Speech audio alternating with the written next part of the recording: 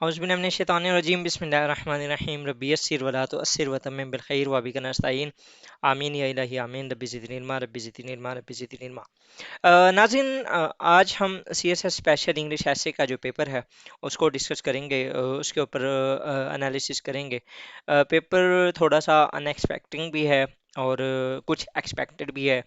क्योंकि हम देख रहे हैं कि पिछले तकरीबन लास्ट 2 इयर्स से जो पेपर का तनाजुर है उसका जो एक जिस तरीके से पहले आता था कि वो उस तरीके से नहीं आ रहा। एग्जामिनर बहुत ज़्यादा चीज़ों को मोल्ड कर रहा है, बहुत ज़्यादा चीज़ों को अल्फाज के साथ हमें घुमा रहा है, जिससे जो एग्ज़ाम हॉल के अंदर हम बाहर से बैठ के तो हम इसको इजीली अंडरस्टैंड भी कर लेंगे, हमें सारा कुछ समझ भी आ जाएगा, हम देख भी लेंगे। But the person who is sitting in the exam hall will see it differently. उसका जो पॉइंट ऑफ व्यू होना है उसको, वो तो जैसे ही पेपर को देखेगा वो वाइप आउट हो जाना है उसका माइंड। वो समटाइम्स इस तरह की सिचुएशंस होती हैं and there is a lot of pressure of hard work, जो कि वो पिछले 2 से 3 साल 4 साल 5 साल से लगातार कर रहा है। ठीक है, एंड दिस जो पेपर होता है, ये जो पेपर है ये वैसे भी 98% आपका किलर है, मेजर, खास तौर पे सीएसएस में। तो इसके ऊपर हम देखेंगे इन माय ओपिनियन के, जो मेरी एक पर्सनल ओपिनियन है कि अगर मैं वहाँ पर होता, तो अगर मैंने वहाँ पर पेपर देना होता तो मेरे पास 4 ऑप्शंस थे जो कि इजीली मैं उनको डाइव इन कर सकता था, जिनके अंदर मैं खेल सकता था। तो लेट्स सी कि हम इसको देखते हैं। सबसे पहले एक ऐसे था, it matters not what someone is born but what they grow to be. ठीक है, ये एक सेंटेंस ये ऑलरेडी शायद बिल गेट्स ने भी कहा था कि अगर आप गरीब पैदा हुए हैं तो ये आपकी गलती नहीं है, लेकिन अगर आप गरीब मर जाते हैं तो फिर आपकी गलती है। ठीक है, तो ये थोड़ा बहुत ना उसके साथ मिलता जुलता है कि अगर आप किसी ऐसी जगह पे पैदा हुए हैं कि जहाँ पर रिसोर्सेस नहीं है, जहाँ पर कुछ भी नहीं है, मीन के you are living in nothing, still you have options to migrate, you have options to move ahead। आप अपनी लर्निंग, आप अपनी सोच को चेंज करते हुए, आप देखें ना हज़रत इब्राहीम अलैहिस्सलाम कहाँ पर रह रहे थे। ठीक है, अगर वो वहाँ से ना हटते, वो वहाँ पर ना होते, तो आज 3 जो बड़े मज़ाहिब हैं वो उनको हम अपना जो एक बानी ऑफ द जो रिलीजन है वो हम कहते हैं। ठीक है, तो अगर फॉर एग्जांपल वो वहाँ से मूव ना होते, ठीक है, जिस तरीके से उनकी ग्रोथ थी वो ना होती, तो क्या हम आज उनके जो नाम लेवा होते? नहीं। ठीक है, तो आपका विजन्स, आपके एम्बिशंस, आपके लाइफ गोल्स, ठीक है, ये बहुत मैटर करते हैं कि आप क्या बनते हैं, आप किस तरीके से ग्रो करते हैं, और ये ज़्यादा मैटर करते हैं इंस्टेड ऑफ कि आप कहाँ पर पैदा होते हैं। तो टॉपिक थोड़ा सा ट्रिकी वन था, अगर इसके बारे में आपको नॉलेज ज़्यादा है तो आप इजीली इसे कर सकते थे। Pakistan women have the same chances as men। ये अब उसने स्टेटमेंट दी है, उसने पूछा नहीं है, उसने एक स्टेटमेंट दी है।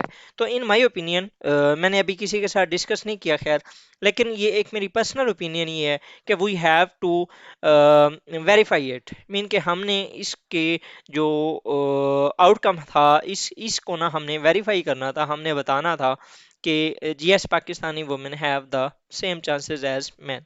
ठीक है, अब ये पाकिस्तानी सोसाइटी के अंदर बहुत सी जगहों पे नहीं भी होता, तो आपने ऐसे को इस तरीके से लेके चलना था, हाँ जी पाकिस्तान के अंदर वोमेन को बहुत ज़्यादा चांसेस मिले जाते हैं जिस तरह मैन के हैं।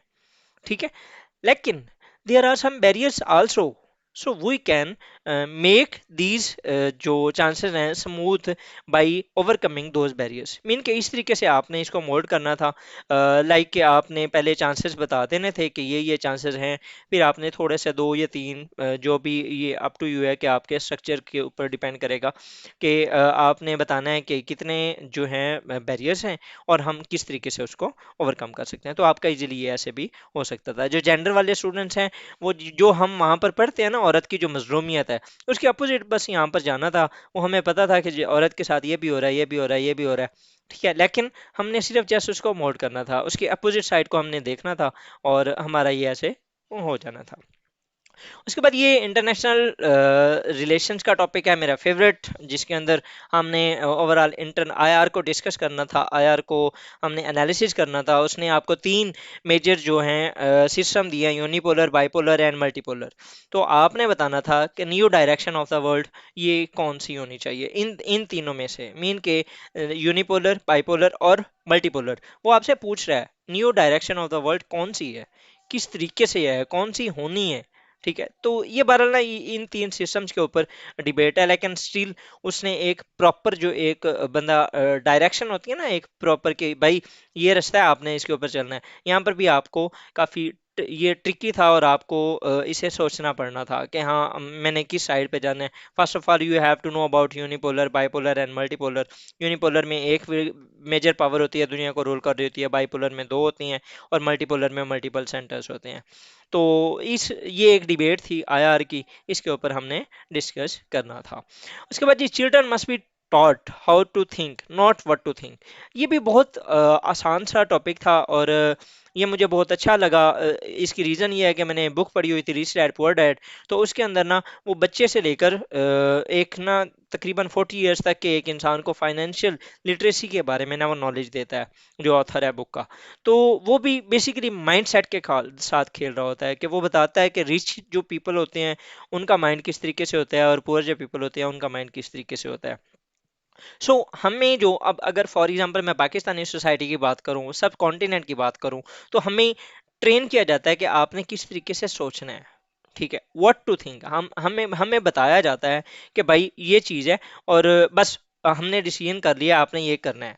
ठीक है, and we have to obey that particular thoughts. अगर फॉर एग्जांपल हम अपने कोई नॉलेज के साथ या हम अपने आइडियाज़ लेके आ जाएं, ठीक है, तो वो फिर उनको इस तरीके से सप्रेस कर दिया जाता है कि आप अभी छोटे हो, तो आपके डिसीजंस उस तरीके से वैलिडेट नहीं होते। तो इस तरीके से ना ये वेस्ट के अंदर इस तरह नहीं है, या जहाँ पर क्रिटिकल थिंकर्स बहुत ज़्यादा होते हैं वहाँ पर इस तरीके से नहीं होता। वहाँ पर जो थिंकिंग है, जो थॉट्स हैं, जो सोच है, उसको वैल्यू दी जाती है। ठीक है, तो इसमें भी हमने ये बताना था कि जो माइंड सेट है उसके ऊपर हमें ज़्यादा से ज़्यादा फोकस करना है, instead of to feeding someone कि भाई आपने इस तरीके से सोचना है, एक डायरेक्शन है उसकी तरफ। ये हजूर अकरम सल्लल्लाहु अलैहि वसल्लम के दौर में भी एक शख्स आया हजूर अकरम सल्लल्लाहु अलैहि वसल्लम के पास, और उन्होंने रोज़ी की तंगी की शिकायत की। तो उन्होंने कहा कि आपके पास क्या चीज़ है। तो उन्होंने फिर उस पैसों से वो जो उनके पास थे एक कुल्हाड़ी और कुछ चीज़ें लेके दी, जाओ जाके दरख्त काटो, लकड़ियाँ काटो और उन्हें बेचो और वो कमाओ। मीन कि हमें किसी को भिखारी बन समझ के उसको कुछ देने से बेहतर है कि हम उसे एक अच्छे रोजगार की तरफ हम लगा दें, ताकि वो जो उसकी अगली लाइफ है वो बेहतर हो जाए। So that is the reason. वो जो माइंडसेट वहां पर था वही माइंडसेट यहाँ पर भी है, कि जो चिल्ड्रंस हैं, जो बच्चे हैं, उनको ये सिखाना जरूरी है कि how to think, not what to think. ठीक है, ये भी था। अब मैंने इतने शॉर्ट पीरियड में इन सब के ऊपर रिसर्च तो नहीं की, लेकिन क्योंकि ये जो मेरा टॉपिक, ये जो मेरी वीडियो बनाने का मकसद ये था कि हमने सिर्फ एक डायरेक्शन सेट करनी है कि how we have to take the topic. ठीक है, और एनालिसिस देखना है कि किस तरीके से कैसा पेपर आया है। So surely with hardship there comes ease. तो यहाँ पर भी हमें ये देखना है कि किस तरीके से आसानी के साथ ये सूरत है, आई थिंक इन्ना मालूसरी यूसरा, सूरह अलम नशरा है शायद, उसके अंदर ये अल्लाह ताला ने फरमाया कि जो आसानी है, मुश्किल है सॉरी, उसके साथ आसानी है। तो हमेशा ये हकीकत है, ये दुनिया का कानून है, दुनिया का असूल है। जब कभी भी आप मुश्किल के अंदर होंगे तो आपको साथ आसानी मिलेगी। आप अगर फॉर एग्जाम्पल, लेकिन हमारा ना उन आसानियों के ऊपर हमारा गौर नहीं जाता। इस टाइम पूरी पाकिस्तान के अंदर ना, मैं दुनिया की बात नहीं करता, पाकिस्तान के अंदर महंगाई का ना एक आलम बपा है। ठीक है, हमें शोर मचा हुआ है। लेकिन आप अगर इसकी पॉजिटिव साइड देखें तो we are thinking to earn more money. ठीक है, हम अपने जो रिसोर्सेज हैं उनको एक्सपेंड कर रहे हैं, हम ज़्यादा से ज़्यादा कमाने की कोशिश कर रहे हैं। हम अपने जो थॉट्स हैं उनको कह रहे हैं कि भाई अगर हम ज़्यादा नहीं कमाएंगे तो हम सर्वाइव नहीं कर पाएंगे। And then we also are getting multiple resources. हम बहुत सी इस तरह की चीज़ें हैं भी सही, जिनके ऊपर हम काम करके कुछ अपनी जो अर्निंग है उसको इंक्रीज कर भी रहे हैं। ठीक है, तो ये सिर्फ हम ना उन चीज़ों के ऊपर फोकस नहीं करते, अगर हम करें तो हमें पता चल जाता है कि किस तरीके से मुश्किल के साथ आसानी भी है। उसके बाद ये the globalization the end of austerity, austerity कहते हैं कि अपनी जो कम खर्ची है आपने इसराफ नहीं करना, लेकिन ग्लोबलाइजेशन वो क्या कह रहा है जी, एंड ऑफ ऑस्टेरिटी। अब ये भी वो बात ठीक कह रहा है, आपकी ग्लोबल ट्रेड हुई, जैसे ही आपके मुल्कों के अंदर दुनिया से चीज़ें आना स्टार्ट हो गई, तो आपकी ब्रांडिंग, जो ब्रांड कॉन्शियसनेस है वो इंक्रीज हो गया, आपकी कंज्यूमरिज्म वाली साइड पे चले गए, आप कैपिटलिज्म जो माइंड सेट है आप उसकी तरफ चले गए, हम ज़रूरतों और ख्वाहिशों को हमने छोड़ दिया, इनके दरमियान जो फ़र्क था उसको हमने ख़त्म कर दिया। तो अब क्या हो गया इसके, इसमें बेसिकली वो उसने बिल्कुल नैरो सा टॉपिक कर दिया है कि globalization the end of austerity, सिर्फ एक चीज़ को आपने लेके ग्लोबलाइजेशन को फर्दर हमने वो करना था, डिबेट करनी थी इसके ऊपर। उसके बाद जी, social media has destroyed real life communication, ये बहुत आसान टॉपिक था, इंतहाई आसान टॉपिक था, और मुझे लगता है कि ये ज़्यादातर लोगों ने ये किया होना है। We are much more happier in social media life than our real world. Reason क्या है? Because we see the best on social media and we don't want the worst on the real life. ठीक है, ये जो एक gap है ना between social life and our जो ऑन प्रेम लाइफ है, इसको कहते हैं ऑन प्रेमिसेस लाइफ, तो उसमें और जो हमारी ऑन सोशल मीडिया लाइफ है उसके अंदर काफ़ी फ़र्क है। आप खुद अगर अंदाज़ा करें तो आपने कभी अपनी वर्स्ट तरीन जो फ़ोटो है वो कभी आपने, या जो कोई पिक्चर है वो आपने सोशल मीडिया के ऊपर कभी अपलोड किया है? नहीं। सो अगर हम अपने वर्स्ट के सिनेरियो वहाँ पर जब हम नहीं शो कर सकते, then how we can compare these both lives with each other? हम कभी भी नहीं कर सकते। एंड वी आर, हम सिर्फ उसको फॉर द टाइम बीइंग सिर्फ स्क्रॉल करके हम खुश होते हैं, लेकिन हम रियल लाइफ के अंदर खुश नहीं होते। और वो जो एक कम्युनिकेशन गैप है, अब अगर फॉर एग्जांपल आप किसी किसी भी शादी के फंक्शन में देख लें, आप किसी भी गैदरिंग के अंदर जाके देख लें, आपको पांच दोस्त एक ही टेबल के ऊपर चाय का कप सामने रखे हुए अपने अपने मोबाइल को स्क्रॉल करते हुए नजर आएंगे। ठीक है, तो ये क्या हुआ है, हमारी वो जो लाइफ थी वो इंतहाई डिस्ट्रॉय कर दी है सोशल मीडिया की लाइफ ने। ठीक है, तो इसमें हमने सोशल मीडिया का अपनी फैमिली इंस्टीट्यूशन के ऊपर ज़्यादा इम्पैक्ट देखना था। फैमिली लाइफ बहुत ज़्यादा डिस्टर्ब हो गई है, बच्चे सिर्फ मोबाइलों के अंदर घुसे हुए हैं, माँ बाप अकेले पड़े हैं, तो इस तरह की जो चीज़ें हैं ये काफ़ी इफेक्ट हो रही हैं। No legacy is so rich as honesty, वो जो हम बचपन में पढ़ते थे, ईमानदारी हज़ार नेमत है, ईमानदारी एक बेहतरीन हिकमत अमली है, honesty is the best policy, ये बेसिकली उसके ऊपर है कि आपने ट्रुथफुलनेस के ऊपर आपने पूरा अपना जो ऐसे था वो लेके चलना था।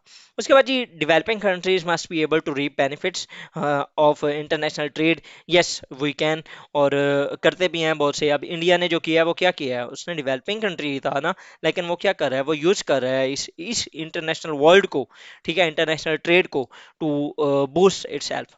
सिंगापुर, मलेशिया, इंडोनेशिया, ये जो साउथ एशियन टाइगर्स हैं, इन्होंने क्या किया है, यही सेम काम किया साउथ ईस्ट एशिया। तो हम भी कर सकते थे, लेकिन बस हमने हमारा, हम अगर अपने मसाइल से हम निकलेंगे तो फिर ही हम कुछ इस तरीके से सोचेंगे। एंड द लास्ट टॉपिक था, artificial intelligence has overstepped its bounds. तो मेरी तकरीबन पिछले कुछ अरसे से आर्टिफिशियल इंटेलिजेंस के ऊपर मैंने 2 से 3 वीडियोस डाली हैं, और मेरा वो सिर्फ टॉपिक्स, मैंने उनके जो थंबनेल्स थे वो चेंज किए थे। रीज़न यही थी कि मैं ज़्यादा से ज़्यादा आर्टिफिशियल इंटेलिजेंस का आप लोगों के अंदर वो बता सकूं कि इस बार ये बहुत चांसेस हैं इसके आने के, एंड वो आ भी गया। तो इसमें कॉन्स बताने थे, उसके डिसएडवांटेजेस बताने थे कि किस तरीके से आर्टिफिशियल इंटेलिजेंस ने हमें बहुत ज़्यादा हमारी लाइफ के अंदर डाइव इन कर दिया है। तो इसके ऊपर हमने ये डिस्कस करना था। इजी चॉइसेस क्या थी, आप हार्डशिप कम्स इसके साथ आसानियाँ हम देख सकते थे, किया जा सकता था। ये थोड़ा सा नैरो था, लेकिन अगर आपकी आईआर के ऊपर कमांड है तो आप इजीली कर सकते हैं। Social media as a short, ये तो बहुत आसान था। आर्टिफिशियल इंटेलिजेंस आप कर सकते थे।